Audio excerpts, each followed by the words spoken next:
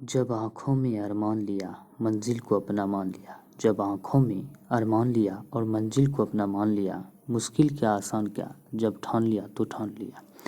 थक कर ना बैठे मंजिल के मुसाफिर, थक कर ना बैठे मंजिल के मुसाफिर। मंजिल भी मिलेगा और मिलने का मज़ा भी आएगा। दोस्तों, सबसे पहले आप सभी को गुड मॉर्निंग, राम राम, जय श्री कृष्ण, राधे राधे, जय महाकाल। दोस्तों, हम बात करेंगे आज फिर करंट अफेयर की बात करेंगे तो बहुत ही ज़बरदस्त होने वाले हैं। किसी भी एग्ज़ाम के पॉइंट ऑफ व्यू से बात कर लेते हैं। हाल ही में हम बात कर लेते हैं या एग्ज़ाम की बात करें तो एसएससी एग्ज़ाम की बात करें। SSC, UPSI, Bihar SI, Bihar police की हम बात करें तो 69th बीपीएससी की बात करें और बात करते हैं बीपीएससी टीचर की बात करें। बीपीएससी टीचर, अब वही बात कर लेते हैं पीएसएससी की, यानी कि किसी भी एग्ज़ाम में करंट अफेयर जिसमें पूछे जाते हैं उन सारे एग्ज़ाम के लिए काफ़ी महत्वपूर्ण हो सकते हैं। तो चलिए हम बात कर लेते हैं आज की क्लास की ओर बढ़ने से पहले हम बात करते हैं उससे पहले मोटिवेशन लाइन की। तो बात करते हैं उसकी दुआ हो तो हर जगह नाम बन जाता है। उसकी दुआ हो तो हर जगह नाम बन जाता है। माँ सिर पर हाथ रख दे तो हर काम बन जाता है। बिल्कुल ही सही है, माँ सिर पर हाथ रख देते, देख सकते हैं माँ जो है बहुत ही ज़्यादा मोटिवेट करते हैं। ये सबसे प्यारी है जो कि हमें मोटिवेट करती है ज़िंदगी में सफलता की ओर बढ़ने के लिए। चलिए हम बात करते हैं, इससे पहले हम बात करेंगे कि इस वीडियो को ज़्यादा से ज़्यादा शेयर करें। अगर वीडियो पसंद है तो लाइक करें, ज़्यादा से ज़्यादा दोस्तों को शेयर करने का प्रयास करें। अब बात करते हैं इसका पीडीएफ अगर चाहिए तो वीडियो के नीचे जो है लिंक दिया गया है टेलीग्राम का, वहाँ से ज्वाइन करके आप पीडीएफ भी डाउनलोड कर सकते हैं। तो उम्मीद करता हूँ कि आप सभी को बहुत ही यह वीडियो पसंद आ रहे होंगे, तो ज़रूर वीडियो को शेयर करें, लाइक करें। अब बात करते हैं आज की क्लास की। तो दोस्तों, हम बात करेंगे आज बिहार की मोस्ट इम्पोर्टेंट क्वेश्चन यानी कि करंट अफेयर की बात करेंगे, बिहार के करंट अफेयर। साथ ही साथ बात करेंगे स्टैटिक जीके की, जो एग्जाम के पॉइंट ऑफ व्यू से महत्वपूर्ण हो सकते हैं। तो बात कर लेते हैं हम बिहार की वन स्थिति रिपोर्ट की। तो बात करते हैं बिहार में कुल वन स्थिति रिपोर्ट की हम बात करें तो कुल वनावरण बिहार में कितना है, देख सकते हैं 7380.79 वर्ग किलोमीटर है बिहार में, यानी कि 7380.79 वर्ग किलोमीटर है। अब बात कर लेते हैं पिछली रिपोर्ट से जो है 1.03% अधिक कितना है, ये भी पूछ सकते हैं एग्जाम में कि पिछले बिहार के वन आवरण रिपोर्ट के मुताबिक जो है अब की बार जो है कितना परसेंट जो है अधिक हुआ है वन, तो 1.03% अधिक हुआ, ये आपको ध्यान रखना है। अब बात करते हैं कुल वृक्षावरण की बात करें तो बिहार में कुल वृक्षावरण की बात करते हैं बिहार में बात करते हैं 2341 वर्ग किलोमीटर है, जो कि भौगोलिक दृष्टिकोण से हम बात कर रहे हैं 2.48% है। कितना, यानी कि यूँ बात करें तो इसका जो है 2341 वर्ग किलोमीटर का जो है ये जो है कितना है 2.48% है कुल भौगोलिक क्षेत्रफल का। अब वही बात करते हैं बिहार के कुल भौगोलिक क्षेत्रफल का प्रतिशत की बात करें तो बिहार के कुल भौगोलिक क्षेत्रफल का जो है 7.84% जो है वृक्षावरण है। 2019 की रिपोर्ट की तुलना की बात करें तो 75 वर्ग किलोमीटर जो है क्या हुआ है, वृद्धि हुआ है। कितना, 75 वर्ग किलोमीटर जो है वृद्धि हुआ है 2019 की तुलना में। अब बात करते हैं यह रिपोर्ट जो है प्रत्येक 2 साल में आती है और 1987 में जो है यह रिपोर्ट जो है पहली बार प्रकाशित हुआ था, आया था। उसके बाद हम बात करते हैं प्रत्येक 2 साल में प्रकाशित किया जाता है और यह जो है रिपोर्ट जो है 2021 में जारी किया गया था। 2021 में बात करते हैं कौन सी वन रिपोर्ट है, किस क्रम के यानी कौन से नंबर के वन रिपोर्ट है, ये आपको कमेंट करके बताने हैं। अब बात कर लेते हैं बिहार वनावरण की बात करें तो 21 में ये जारी किया गया। यहाँ पे देख सकते हैं बहुत सघन वन की बात करें तो बिहार में कितने हैं, यानी कि ये तो नहीं पूछे जा सकते हैं, तो फिर भी हम आपको रिवीजन करा देते हैं, लेकिन मोस्ट इम्पोर्टेंट क्वेश्चन आपको यहीं पे बन रहे हैं, तो ये आपको याद रखने, ये वाला पार्ट याद रखने, कितने अधिक हुए इतने ये याद रखने, और ये वाला पार्ट आपको याद रखने। बिहार वृक्षावरण में जो है 2341 वर्ग किलोमीटर यानी कि भौगोलिक दृष्टिकोण से 2.48% है। वही बात कर लेते हैं यहाँ कुल भौगोलिक क्षेत्रफल का 7.84% है। कितना अधिक हुआ है, 75 वर्ग किलोमीटर अधिक हुआ है। ये सारे पार्ट जो है आपको याद रखने। 2019 की तुलना में वृक्षावरण 338 वर्ग किलोमीटर की वृद्धि हुई है, ये भी याद रखना है। 2019 की तुलना में वृक्षारोपण की बात करें 338 वर्ग किलोमीटर जो है अधिक हुए हैं। अब बात करते हैं, ये तो पूछे नहीं जाएंगे लेकिन फिर भी आप जो रिवाइज कर लीजिए। तो बहुत सघन वन की बात करें तो 333 वर्ग किलोमीटर है, और मध्यम वर्ग से सघन वन की बात करें तो 3286 यानी कि 3286 वर्ग किलोमीटर है। खुला वन की बात करें तो बिहार में 3762 वर्ग किलोमीटर है, ये आपको ध्यान रखना है। अब वही बात करते हैं, इसमें वनावरण प्लस वृक्षावरण की कुल बात करते हैं, वन आवरण और प्लस वृक्षावरण दोनों मिलाकर जो है बिहार में बात करें तो 9722 वर्ग किलोमीटर हो जाता है, जो कि भौगोलिक क्षेत्रफल का कितना हो जाता है 10.32% होता है। अब वृद्धि कितना हुआ है 413 वर्ग किलोमीटर जो है वृद्धि हुआ है, ये आपको याद रखने हैं। ये आपको याद रखने हैं क्या कि आपको याद रखने हैं वनावरण प्लस वृक्षावरण की कुल जो है 9722 वर्ग किलोमीटर, जो कि भौगोलिक क्षेत्रफल का जो है परसेंट 10.32% है, ये आपको याद रखना है। अब यहाँ पे बात कर लेते हैं सर्वाधिक वन वाले जिले की। तो क्या है सर्वाधिक वन वाला जिला की बात करें क्षेत्रफल में बिहार में सबसे ज़्यादा कैमूर में है, उसके बाद पश्चिमी चंपारण में, रोहतास में। यानी कि ये तीनों याद रखने हैं आपको, कैमूर, पश्चिमी चंपारण और रोहतास सर्वाधिक घन यानी कि सर्वाधिक वन वाले क्षेत्रफल में जो है सर्वाधिक वन जो है इन तीनों जिलों में। न्यूनतम वन बात करें तो शेखपुरा है, अरवल है, जहानाबाद है। शेखपुरा, अरवल, जहानाबाद। सर्वाधिक वन की बात करें जिलों में प्रतिशत में हम बात करते हैं, ये भी बहुत ज़्यादा इंपॉर्टेंट हो जाते हैं, ये और ये इंपॉर्टेंट हो जाते हैं। ये सारे के सारे तीनों पॉइंट इंपॉर्टेंट है, आपको याद रखने हैं। जिसमें सर्वाधिक वन वाला जिला हम बात करें प्रतिशत में कैमूर है, यहाँ पे भी सर्वाधिक सघन में भी क्षेत्रफल में भी कैमूर है, जमुई है, नवादा है। ठीक है, ये आपको याद रखना है। न्यूनतम वन बात करें तो जी की बात करें शेखपुरा है, मतलब कि परसेंट में हो जाते हैं तो बक्सर है, सिवान है। अब वही बात करते हैं वृक्षावरण वाले सर्वाधिक जिले की बात करें तो सर्वाधिक वृक्षावरण वाले जिले क्षेत्रफल में हम बात करेंगे तो बांका है। सर्वाधिक वृक्ष जो है क्षेत्रफल में सबसे ज़्यादा बांका में है, उसके बाद जमुई में है, गया में है। अब वनावरण में न्यूनतम जिले बात करें तो बात करते हैं न्यूनतम है कैमूर में, सुपौल में और रोहतास में। अब बात कर लेते हैं यह सरकार के पर्यावरण एवं जल यानी कि बात करते हैं यह सरकार के पर्यावरण वन एवं जलवायु परिवर्तन मंत्रालय के अधीन है यह रिपोर्ट, और भारतीय वन सर्वेक्षण द्वारा 17वीं वन रिपोर्ट 2021 में जारी किया गया। कौन सी 17 नंबर का, ये आपको पूछे थे क्वेश्चन। ये जो है 17वें क्रम का है। कब से जारी किया जाता है 1987 से। ये भी आपको ध्यान रखना है, प्रत्येक 2 वर्ष में जारी किए जाते हैं। अब बात करते हैं बिहार के और सारे क्वेश्चंस की। तो हम ये मौखिक आपको क्वेश्चंस कर रहे हैं, गौर से आपको सुनना है, ध्यान से। तो सबसे पहले हम बात करेंगे बिहार का जो है, बिहार का हम बात करते हैं जो मानसूनी जलवायु कैसी है तो मानसूनी है, कि आपको ध्यान रखना बिहार की जलवायु मानसूनी है। अब बात करते हैं बिहार में जो है मानसून जो है मध्य जून में आता है। कब? मध्य जून में आता है, 15 जून तक में आ जाता है। सबसे पहले जो है केरल में आता है। अब बिहार में औसत वर्षा की बात करें तो औसत वर्षा 112 कितना है 112 सेंटीमीटर है होता है औसत वर्षा, ये आपको ध्यान रखना है। अब बात करते हैं बिहार में मुख्यतः कितने प्रकार के ऋतु है तो बिहार में मुख्यतः 3 प्रकार के ऋतु है। कौन कौन है? तो पहला नंबर हम बात करते हैं बिहार में ऋतु की, तो ये आता है ग्रीष्म ऋतु। ग्रीष्म ऋतु आता है जो कि कब आता है? ग्रीष्म ऋतु की बात करते हैं मध्य मार्च से मध्य जून में आता है। उसके बाद वर्षा ऋतु आता है, ये कब आता है? वर्षा ऋतु की हम बात करते हैं मध्य जून से मध्य अक्टूबर आता है। और शीत ऋतु की बात करें तो शीत ऋतु कब आता है? यह आ जाता है मध्य अक्टूबर से मध्य मार्च तक, ये आपको ध्यान रखना है। अब बात करते हैं बिहार में, तो बिहार में बात करते हैं 3 महाजनपद है, जो कि कुल 16 महाजनपद में जो है सबसे मतलब 16 महाजनपद में 3 महाजनपद बिहार में है, जो कि सर्वाधिक शक्तिशाली महाजनपद कौन सा है तो मगध है।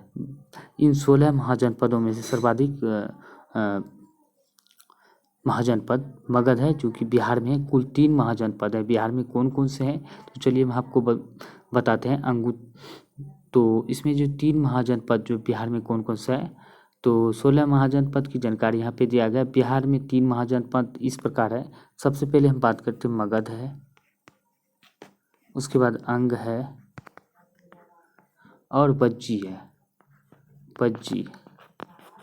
तो मगध आपको पता ही मगध कहाँ पे पड़ता है।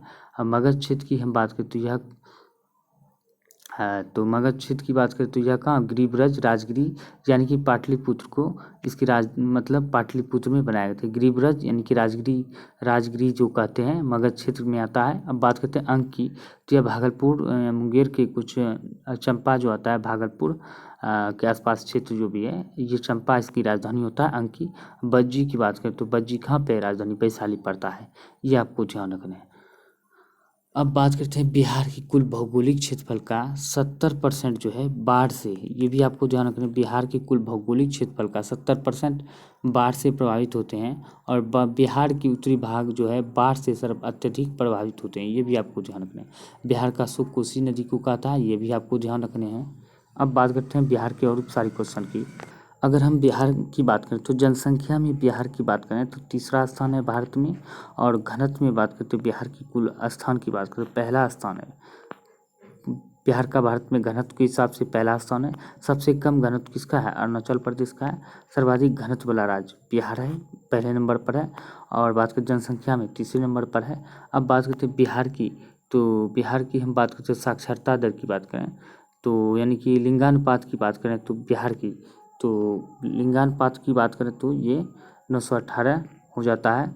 और बिहार की साक्षरता दर की बात करें 2011 के अनुसार तो 61.82% है साक्षरता, ये आपको ध्यान रखना है, जो कि सबसे कम है। भारत में सर्वाधिक साक्षरता की बात करें तो केरल में है, आपको पता ही है। सबसे कम बिहार में है, ये आपको ध्यान रखना है। अब बात करते हैं बिहार के और सारे 2-4 क्वेश्चन की हम चर्चा कर लेते हैं। तो बिहार सरकार द्वारा जो शून्य कार्बन उत्सर्जन का लक्ष्य रखा गया है 2000 कब तक, 2040 तक। बिहार सरकार द्वारा शून्य कार्बन उत्सर्जन का लक्ष्य 2040 तक रखा गया है। अब वही बात करते हैं सभी घरों में प्रीपेड मीटर लगाने का लक्ष्य बिहार सरकार के द्वारा 2025 तक रखा गया है। अब बात करते हैं 100% साक्षरता यानी कि 100% साक्षरता प्राप्त करने के लिए बिहार सरकार 2030 का लक्ष्य रखा है। कब तक, 2030 तक। अब वही बात करते हैं हेपेटाइटिस समाप्ति के लिए 2030 तक है। टीबी समाप्ति 2025 तक है। टीबी रोग के समाप्त की लक्ष्य रखा गया 2025 तक। एड्स समाप्ति का लक्ष्य रखा गया है 2030 तक। अब मलेरिया समाप्ति का लक्ष्य भी 2030 तक रखा गया है। ये सारे पॉइंट आपको याद रखने हैं।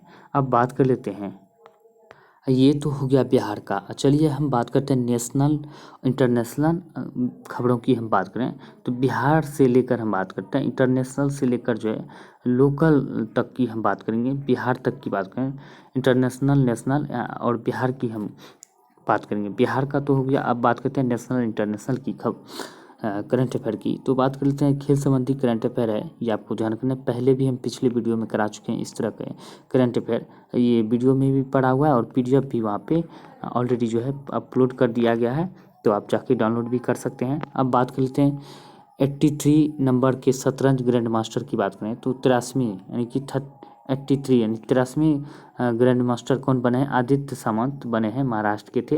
ये जुलाई 2023 की खबर है, ये भी आपको ध्यान रखना। महाराष्ट्र के बने थे आदित्य सामंत, ये याद रखने। 83वें क्रम के ग्रैंड मास्टर, ये आपको याद रखना।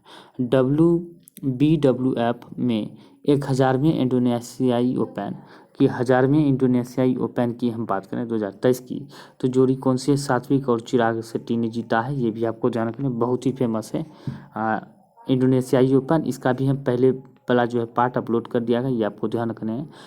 इसका पहले से ऑलरेडी मेंशन किया हुआ है क्वेश्चन का, यह ध्यान रखना है। ICC बात करते हैं, पहला ICC अंडर-19 महिला विश्व कप बात करते 2023 की, तो भारत ने जीता है, ये आपको ध्यान रखना है। अब बात करते हैं यह ICC अंडर-19 महिला विश्व कप की बात करें तो यह कहाँ पे आयोजित किया गया था, किस देश में, ये आपको कमेंट करके बताने हैं। अब बात कर लेते हैं ACC पुरुष प्रीमियम कप 2023 जो है किसने जीता है, नेपाल ने। उपविजेता रहा है UAE, ये आपको ध्यान रखना है। सेकेंड बार प्रतिष्ठित डायमंड लीग की बात करें 2023 में किसने जीता है, नीरज चोपड़ा ने दूसरी बार जीता है, ये आपको ध्यान रखना है। पहली बार भी जीता है, दूसरी बार भी जीता है। बात करते हैं नीरज चोपड़ा की बात करें तो ये भाला फेंक से संबंधित है और भाला फेंक दिवस 7 अगस्त को मनाया जाता है, ये भी आपको ध्यान रखना है। अब बात कर लेते हैं टेनिस टूर्नामेंट मैड्रिड ओपन 2023 की बात करें तो कार्लोस अल्कराज ने जीता है, जो कि स्पेन के खिलाड़ी है। कहाँ के, स्पेन देश के खिलाड़ी है। टूर्नामेंट मैड्रिड ओपन, ये आपको ध्यान रखना, मैड्रिड ओपन 2023 कार्लोस अल्कराज ने जीता है, जो कि स्पेन की है। फार्मूला 1 रेस की हम बात करते हैं, मियामी ग्रैंड फ्रिक्स की बात करें तो ये किसने जीता है, मैक्स वेरस्टपन ने जीता है, जो कि रेड बुल के ड्राइवर है, नीदरलैंड के हैं। कहाँ के, नीदरलैंड के हैं। क्रिकेट टूर्नामेंट ईरानी कप की बात करें, ईरानी कप 2023 का, तो यह किसने जीता है खिताब, तो इसका खिताब शेष भारत ने जीता है। उप विजेता की बात करें तो मध्य प्रदेश रहा, यानी कि मध्य प्रदेश को हराकर शेष भारत ने यह खिताब जीत लिया ईरानी कप का 2023 में। अब बात करते हैं विश्व स्पूनर चैंपियनशिप 2023 का खिताब जो है किसने जीता है, लुका ब्रेसेल ने, यानी कि बेल्जियम का है लुका ब्रेसेल्स, आपको याद रखना है ब्रेसेल्स, यानी कि ब्रेसेल्स में ही देश छुपा हुआ है बेल्जियम। बात करते हैं 17वां विश्व शतरंज चैंपियन 2023 का खिताब डिग लिरेन ने जीता है, जो कि चीन का है। कौन से क्रम का, 17th क्रम का जो है विश्व शतरंज चैंपियन 2023 का खिताब डिग लिरेन ने जीता है। बात करते हैं अजरबैजान ग्रैंड प्रिक्स 2023 की बात करें तो सर्जिया पेरेज ने जीता है, जो कि रेड बुल का ड्राइवर है, मैक्सिको के खिलाड़ी है। किसने, अजरबैजान ग्रैंड प्रिक्स 2023 की। बैडमिंटन टूर्नामेंट और ऑर्लियंस मास्टर पुरुष एकल का खिताब की बात करें तो प्रियांशु रजावत ने जीता है, जो कि भारत की है। कौन सा बैडमिंटन टूर्नामेंट ऑर्लियंस मास्टर का खिताब पुरुष एकल में प्रियांशु रजावत ने जीता है। Football tournament Spanish super cup 2023 की बात करें तो बार्सिलोना ने जीता है, जिसका आयोजन रियाद सऊदी अरब में किया गया था। तो tennis tournament Indian Wells master की बात करें तो पुरुष एकल का खिताब कार्लोस अल्कराज ने जीता है। Tennis tournament Indian Wells master 2023 का कार्लोस अल्कराज स्पेन के खिलाड़ी है, इसने जीता है। टेनिस टूर्नामेंट मियामी ओपन 2023 का खिताब की बात करें डेनियल मेदवेदेव ने जीता है, जो कि रूस का है। टेनिस टूर्नामेंट मियामी ओपन 2023 का डेनियल मेदवेदेव। अब बात करते हैं एटीपी मास्टर्स का 1000वां खिताब, यानी कि 1000 नंबर की जो है 1000 का खिताब की बात करें तो किसने जीता है, जीतने वाले उम्रदराज खिलाड़ी की बात करें तो रोहन बोपन्ना है। ये आपको याद रखना है, एटीपी मास्टर 1000 में का खिताब जो है रोहन बोपन्ना ने जीता है। बात करते हैं एशियाई खो खो चैंपियनशिप पुरुष एंड महिला का खिताब की बात करें तो भारत ने जीता है। एशियाई खो खो चैंपियनशिप पुरुष एवं महिला दोनों का खिताब भारत ने जीता है। कहाँ पे आयोजित हुआ था, तामुलपुर असम में हुआ था। वर्ल्ड गोल्फ चैंपियन बात करते हैं मैच प्ले में 2023 का खिताब बात करते हैं world golf champion match play का खिताब 2023 सैम बर्नर्स ने जीता है। मैड्रिड स्पेन मास्टर बैडमिंटन का खिताब, मैड्रिड स्पेन मास्टर बैडमिंटन का खिताब 2023 में केंटा निशिमोतो, यानी कि जापान का है, पुरुष एकल में जीता है केंटा निशिमोतो ने। शतरंज टूर्नामेंट दिल्ली ओपन 2023 का खिताब बात करते हैं अरविंद चिदम्बरम ने जीता है, जो कि चेन्नई का है। शतरंज टूर्नामेंट 2023 दिल्ली ओपन का खिताब अरविंद चिदम्बरम ने चेन्नई से संबंधित है, इसने जीता है। तो दोस्तों उम्मीद करता हूँ कि यह जानकारी आप सभी को बहुत ही पसंद है। वीडियो को लाइक करें, शेयर करें। कोई सुझाव देना हो तो वीडियो के नीचे कमेंट कर सुझाव देना ना भूलें। अगर कोई टॉपिक चाहिए, कोई ये टॉपिक आपको कराने हैं तो आपको कमेंट करके ज़रूर बताएं। हम अगले वीडियो में जो है आपका ही टॉपिक लाने का प्रयास करेंगे, जो कि एग्जाम के पॉइंट ऑफ व्यू से महत्वपूर्ण को देखते हुए अगर वह महत्वपूर्ण होगा तो आपको ज़रूर टॉपिक हम रिवाइज करा देंगे। तो मिलते हैं अगले वीडियो में, तब तक के लिए जय हिंद जय भारत।